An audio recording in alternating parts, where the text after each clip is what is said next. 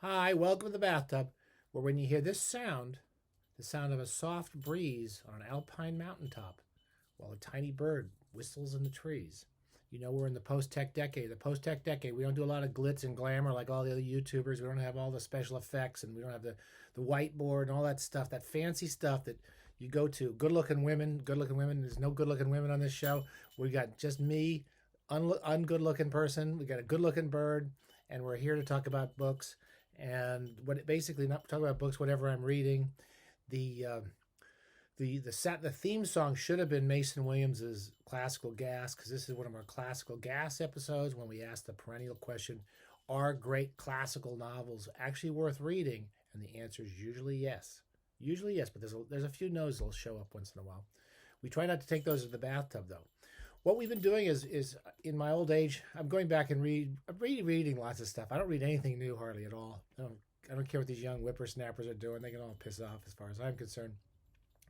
And one of my first loves as a young man in 18, 19, 17, reading great literature, I was thrilled to find out that people like Dostoevsky, look at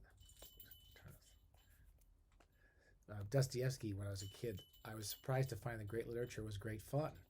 And I read when I was like in first started college. I sat around just reading all of these books and all of Dickens's novels, and just couldn't believe how good they were. And so we've been reading through. We've been doing a kind of thing like we've been referring to the George Steiner book, Tolstoy versus Dostoevsky, and we haven't done any Tolstoy. I love Tolstoy, but I haven't read him, and I've reread him many times over the years, but never since I was 18 or 19 have I reread Dostoevsky. Or as he's properly pronounced, Dostoevsky. If you do know Russian, if you studied Russian language, it's Dostoevsky. And so I've been slowly reading through Dostoevsky's novels and short novels, and having quite fun doing it. And I remember The Possessed. It's also published as The Devils, and I think also as The Demons. I'm perfectly happy with The Possessed because this is the copy. This is the exact book I read when I was a kid. It is translated by Andrew R. McAndrew, who's always been my favorite translator for no other reason than I read a lot of his translations and I liked reading the books. And I have no gift for the Russian language. So I can't tell you what specifically is the best translator, but I've been reading this and enjoying it a great deal. I've been reading it kind of slow because a lot of things have been happening around here, and I've had work to do and some friends coming through, and we've had lots of things happening. So I haven't read as much, but I read about a week. I've read about 2/3 of the book, and I love it. So I'm just going to say a few words about it while I'm almost, I'm on the downhill side of this book, and in the course of reading it, I've also have a kind of I always get a Kindle version, so at night, because my eyes aren't really good, I can't really read in bed so well.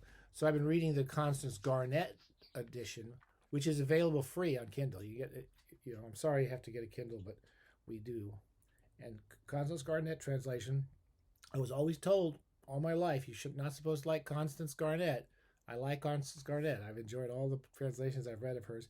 And we're also reading this kind of stupendous biography by Joseph Frank. We've been reading it along with it as we read the books. And I'm reading through the period when he wrote The Idiot and The Possessed. And that's sort of what we've been sort of doing the past week. A great read, great for the bathtub. You can't kind of put it down. The only thing, I'll give a quick summary. Excuse me if it's inaccurate, because I don't take notes. I don't do any research. No research in the bathtub, especially the post-tech decade. We don't even know what Wikipedia is anymore. We just whatever our feeble brain cells retain from our books. That's our entire bank of knowledge. It's set in a kind of revolutionary Russia. Well, revolutionary Russia. Russia's kind of revolutionary for a long period. It's shortly after they freed the serfs. The serfs were freed, and there's this kind of two kind of groups of intelligentsia in Russia at this time. I think it takes place in St. Petersburg. No, it takes place in a provincial town. It's after the about that period, and there's two groups of people. One is the kind of these old liberals. So I guess you could think of the old liberals well, that's not this. Old liberals, and one of them is named Stepan. I forget now. Stepan Verkovensky, and he hangs out with an older woman named Mrs. Stavrogin, and she's a very wealthy woman, wealthy landowner, and he's kind of her liberal toy boy. He's been basically living off her for years, and he used to be a professor, and he's very pretentious and kind of charming in a certain way, but he's getting old. And then there's a bunch of young people, including Stepan's Verkovensky's son Peter, and Mrs. Stavrogin's son Nikolai. Get ready for all the names. Nikolai Stavrogin.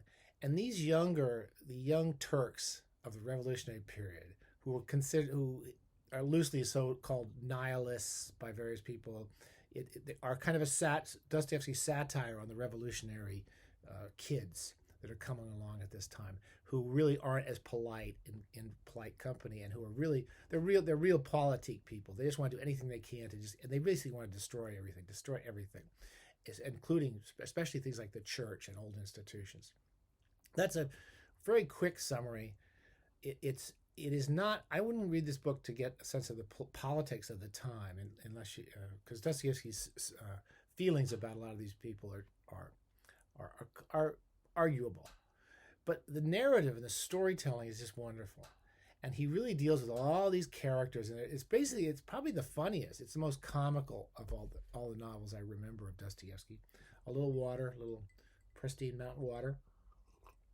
In the post-carb decade, where you have all these people in these nice fancy houses talking about liberal politics and so forth, and then you have these young guys coming in, and Verkovensky's son Peter, he's never seen him. He went off to school. He's only seen him like twice in his life.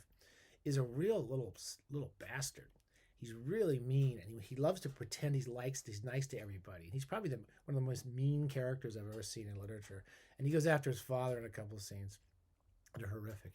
And Stavrogin is he's the center of the book for Dostoevsky, which is this character who's lived a sinful life. Of course, sinful life. He's just basically slept with all these women and used his money and done pretty horrible things in his life. And then done good things at the same time. He's just, at the very beginning of the book, they talk about things that Stavrogin did in the past. I think he grabs a guy, a fairly well-off man, an official, by the nose and pulls him across a party, and he flirts with a man's wife at a party. And those are fairly nice things, because Stavrogin actually does some really horrific things in the course of the novel. But he's also kind of a likable person, because he has this feeling, he's this sense of he has no identity, he has no sense of good or bad. He's this kind of Nietzschean character who says, well, yeah, I can do whatever I want because I have all this money. And he also does nice things, and he tries to take care of certain people, and he's a very, very, very contradictory character. He and Peter Verkovensky are not in it all the time. They're very, very often in the outskirts. But what's becoming clear in the course of the novel is they're planning for some big rebellion and some big chaotic revolutionary act where they're going to take over the whole town and do all sorts of things. I haven't gotten there. That comes in near the end. Anyway, it's a huge cast of characters.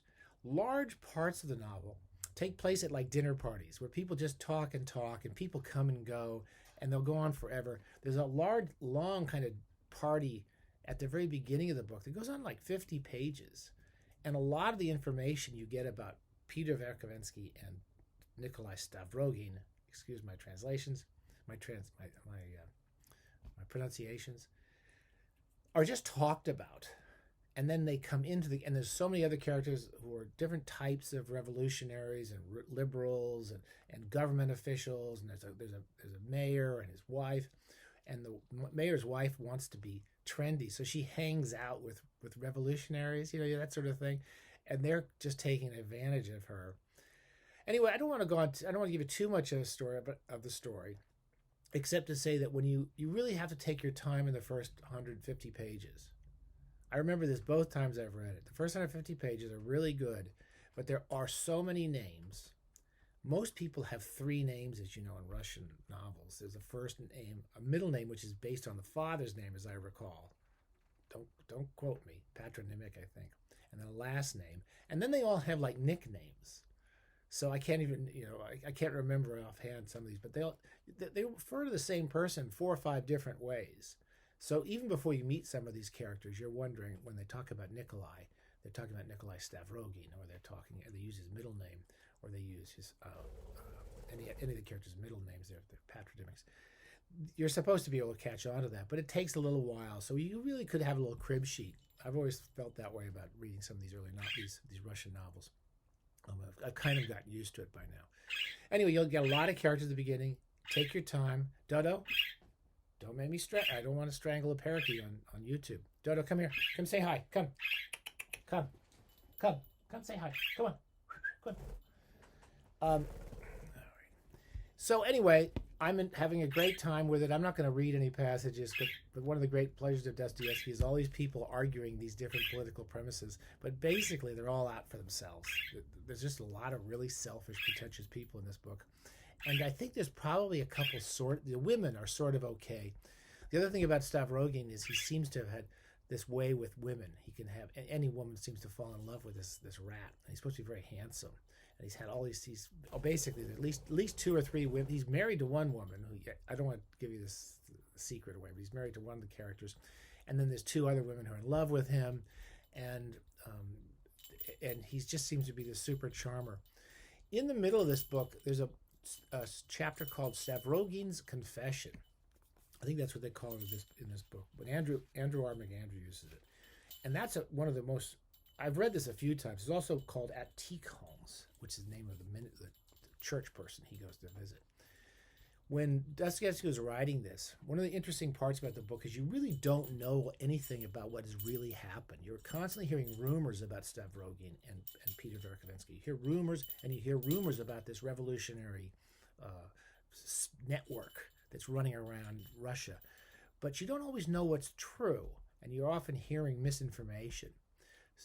And about halfway through the book, you get this chapter that Dostoevsky wanted to write, which was to show the worst things that Stavrogin has done, which are really horrific. They have to do with actually basically molesting a 11-year-old girl, and it's a pretty horrific scene, and it's emotionally horrific. It's not physically violent, but you have to really read it to understand what I'm trying to say. It's a horrific scene the way he lets this thing happen and what happens to this poor little kid. And his attempts to apologize for it in this confession.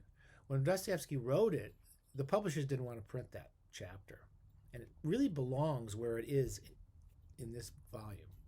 They often, in most editions of The Possessed or The Demons or The Devils, they put it in the back as an appendix, but it belongs in the middle because it kind of brings to life the horrors of this guy, even when you still have conflicted feelings about this guy. You know, it's a really powerful section.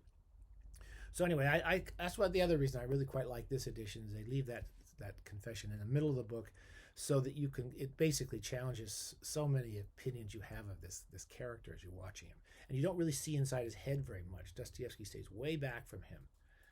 You watch him go through the streets a lot and visit people and talk to people, but his opinions are basically they're whimsical. He goes with the flow wherever he is, and he's changing his tune a lot, and that picture of him as a young man is important. So it comes in the middle, and I think you really need to read that in the middle. That's all I had to say. I just wanted to say I love the book. I love the Joseph Frank biography.